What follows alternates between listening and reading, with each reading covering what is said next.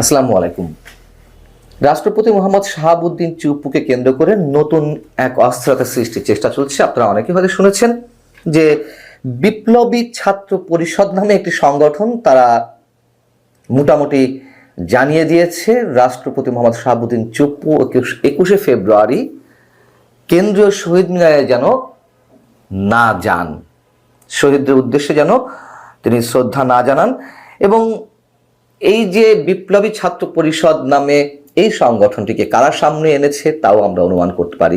বিষয়টি হচ্ছে যে বর্তমান সরকারের বিরুদ্ধে নানান ধরনের ষড়যন্ত্র চলছে, এটা সত্য কথা। এবং বিভিন্ন দাবি দাওয়াকে কেন্দ্র করে যে অস্থির পরিবেশের সৃষ্টি করা হচ্ছে, সবকিছুর পেছনে আওয়ামী লীগের দায় খুঁজে পাওয়ার অথবা আওয়ামী লীগ জড়িত আছে কিনা সেই গন্ধ খুঁজে পাওয়ার একটি চেষ্টা অনেকেই খুঁজতে পারেন, থাকতে পারে, অস্বাভাবিক কিছু না। কিন্তু সবকিছুতেই আওয়ামী লীগকে জড়িত করার একটা চেষ্টা, এটি এখন হাস্যকর অবস্থায় পরিণত হয়েছে। বিপ্লবী ছাত্র পরিষদ যেটি বলছে যে জুলাই অভ্যুত্থানে গণহত্যা চলাকালে রাষ্ট্রপতি মোহাম্মদ শাহাবুদ্দিন যে নীরবতা পালন করেছেন, জুলাই আগস্ট আন্দোলনে যে 2000-এর বেশি মানুষ নিহত হয়েছেন, এবং এই পুরো সময়টা জুড়ে রাষ্ট্রপতি মোহাম্মদ শাহাবুদ্দিন চুপ্পু নীরব ছিলেন, চুপচাপ ছিলেন। এবং যেহেতু একে একে শেখ হাসিনা সহ আওয়ামী লীগের নেতাকর্মীরা পালিয়ে গেছেন, সংসদ ভেঙে দেওয়া হয়েছে, এমপিরা পালিয়ে গেছেন, রাষ্ট্রপতি শাহাবুদ্দিন চুপ্পু থাকবেন কেন? এগুলো তো পুরনো কথা। আচ্ছা, সে বিষয়ে আসছি। এই রাষ্ট্রপতির বিষয়ে আমার নিজেরও রিজার্ভেশন আছে। আমি নিজেও শাহাবুদ্দিন চুপ্পুকে কখনো রাষ্ট্রপতি হিসেবে মেনে নিতে চাইনি, সেগুলো ভিন্ন কথা, অনেক আগে এগুলো আলোচনা হয়েছে। কিন্তু আছেন তো তিনি, রাষ্ট্রীয় বিভিন্ন আচার তাকে পালন করতে হয় আমাদের সাংবিধানিক বিধিবিধানের মধ্যে থেকে, এবং খুব গুরুত্বপূর্ণ অনেক বিলে স্বাক্ষর করতে হয়। যেমন আমি যদি বলি যে প্রধান বিচারপতিকে যে তিনি নিয়োগ দিলেন, বর্তমান প্রধান বিচারপতি, এটি কেউ অস্বীকার করতে পারবে? তখন তো আমরা সব মেনে নিয়েছি।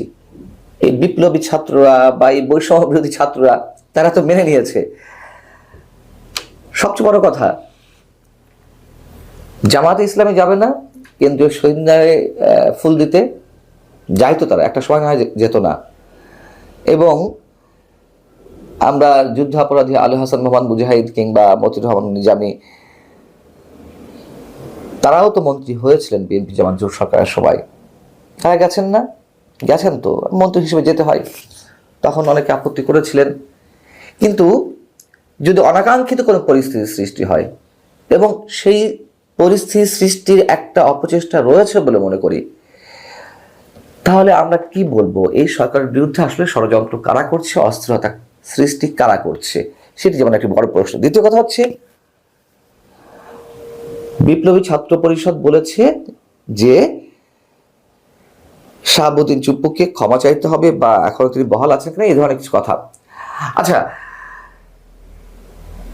জামাতের বিষয়ে তারা কি বলতে পারবে যে 71-এ জামাতের যে বিতর্কিত ভূমিকা ছিল সে বিষয়ে তাদেরকে ক্ষমা চাইতে হবে, নচেত তাদেরকেও শহীদ মিনারে যেতে পারবে না? শহীদ মিনার তো আমার প্রচন্ড আবেগের জায়গা। রাষ্ট্রপতি শাহাবুদ্দিন চুপ্পু তার দুর্নীতি কিংবা নীরবতা পালন করা মানুষ হত্যার বিষয়, আমি এটির সঙ্গে জুলাই অভ্যুত্থান কিংবা জুলাই আগস্ট আন্দোলনের সঙ্গে কোনো অবস্থাতেই কখনোই তো 71-কে মেলাতে পারি না, মেলানোর প্রশ্নই ওঠে না। সেই দুঃসাহস কারোর থাকা ঠিক নয়, কিন্তু সেই দুঃসাহসটা আমরা দেখছি। তো এই যে বিপ্লবী ছাত্ররা, তারা কি আজ অবধি কোনো জায়গায় বলেছে যে যুদ্ধাপরাধের বিচার চাই, যুদ্ধাপরাধীদের ফাঁসি চাই, কিংবা জামাতকে ক্ষমা চাইতে হবে, নইলে তারা রাজনীতি করতে পারবে না? কদিন আগে জামাতের আমির ডক্টর শফিক সাহেব তিনি বললেন, নতুন নতুন বয়ান আমরা শুনছি যে 71-এ কেন তারা তাদের ভূমিকাতে ছিল, বিতর্কিত যে ভূমিকাটার কথা উল্লেখ করা হয়। তিনি বলছেন যে, আপনারা সবাই জানেন, তিনি বলছেন যে আমরা চেয়েছিলাম ভারতের অধীনে থেকে কোনো প্রকার যুদ্ধ না হোক, আমরা নির্বাচনের মাধ্যমে আমাদের ক্ষমতা আদায় করতে চেয়েছিলাম পশ্চিম পাকিস্তানের কাছ থেকে, যদি তারা না দিত আমরা আমাদের মতো করে যুদ্ধ করতাম। এই যে 52-53 বছর পরে এসে নতুন নতুন বয়ান, যাই হোক, জামাতের ভূমিকা কী ছিল আমরা সবাই জানি, এবং সেই ভূমিকাকে প্রশ্নবিদ্ধ করার সাহস এই যে বৈষম্য বিরোধী ছাত্ররা বা এই যে বিপ্লবী ছাত্র পরিষদ, আমি তো মনে করি তাদেরকে এই বৈষম্য বিরোধী ছাত্ররাই সামনে এনেছে, নতুন নতুন ব্যানারের সামনে তাদেরকে দাঁড় করিয়েছে। যেহেতু রাষ্ট্রপতির অপসারণকে কেন্দ্র করে তুমুল একটা অস্থিরতা সৃষ্টি করেছিল এই ছাত্ররাই, এবং সেটি বিএনপির হস্তক্ষেপে, বিএনপির তুমুল বিরোধিতার কারণে সেটি আপাতত ধামাচাপা পড়ে গেছে। এবং তারা আরও একটি যে কাজ করতে চেয়েছিল, এই সংবিধানের কবর রচনার মধ্য দিয়ে নতুন ঘোষণাপত্র উপস্থাপন করবে, সেটিও বিএনপির তুমুল আপত্তির মুখে আপাতত রাগঢাক অবস্থা আছে। যদিও সরকারের পক্ষ থেকে উদ্যোগ নেওয়া হয়েছিল ঘোষণাপত্র প্রণয়নের নতুন করে, সেটি তো আর পারেনি। অর্থাৎ ছাত্ররা এখন এই বিষয়ে চুপ রয়েছে। এটুকু বোঝার কোনো মানে কারোর কোনো কষ্ট হওয়ার কথা নয়। তাদের একটা বিশেষ এজেন্ডা বাস্তবায়নের জন্য তারা নতুন নতুন একটা অস্থিরতা মানুষের সামনে আনতে চাইছে। একটা হালকা গোছের কথা দিয়ে শেষ করি। বিষয়টা হচ্ছে যে ফ্যাসিবাদের তীর্থভূমি 32 নম্বরের বঙ্গবন্ধুর বাড়ি, হ্যাঁ, এমনটাই তো দাবি করা হয়, অভিযোগ করা হয়।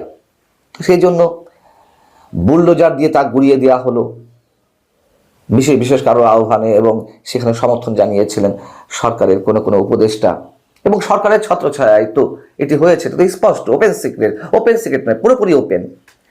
তো এই যে বুলডোজার দিয়ে ফ্যাসিবাদের তীর্থভূমি হিসেবে বঙ্গবন্ধুর বাড়ি গুড়িয়ে দেওয়া হলো, যে বাংলাদেশে তার নাম গন্ধ থাকবে না।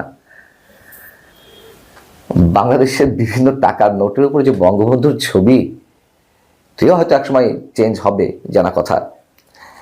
কিন্তু সেই বঙ্গবন্ধুর ছবি যুক্ত টাকা বুক পকেটে নিয়ে ঘুরতে আপনাদের খারাপ লাগে না? টাকা ছিঁড়ে ফেলেন তো দেখি কেমন পারেন। তা করবেন না। তারপর একটা কথা আছে না, পাগলও টাকা চেনে। তো ওই সব জায়গা থেকে আমি বুলডোজার ভাড়া করে রাষ্ট্রীয় সমর্থনে ভয়ঙ্কর একটা অবস্থা তৈরি করে বঙ্গবন্ধুর বাড়ি গুড়িয়ে দেব, কিন্তু তার ছবিযুক্ত টাকা আবার বুক পকেটে নিয়ে ঘুরব, তার স্মৃতিস্মারক, তাকে কেন্দ্র করে যেসব ভাস্কর্য সারা বাংলাদেশে রয়েছে সেগুলো সব গুড়িয়ে দেওয়া হবে। কিন্তু ওই জায়গাটি আমরা দেখব না যে টাকা ছুঁড়ে ফেলবো। আল্লাহ হাফিজ, ভালো থাকুন সবাই।